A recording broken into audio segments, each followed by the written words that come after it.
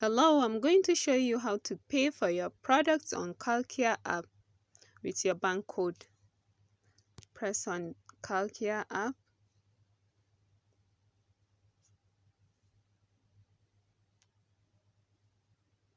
You click on more. You click on cart. Then you click on checkout. You click on shipping to. Then you click on the address. You click on the billing address and click again. Then you proceed.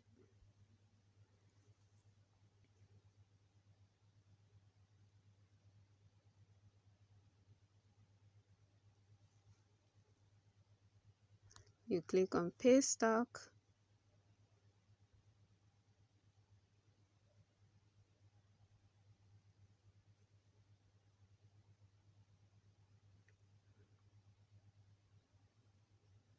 You click on pay with Ussd.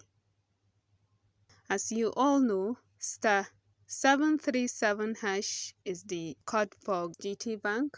You click on it, then some figures will be shown on your screen that you're going to tap or long press to call.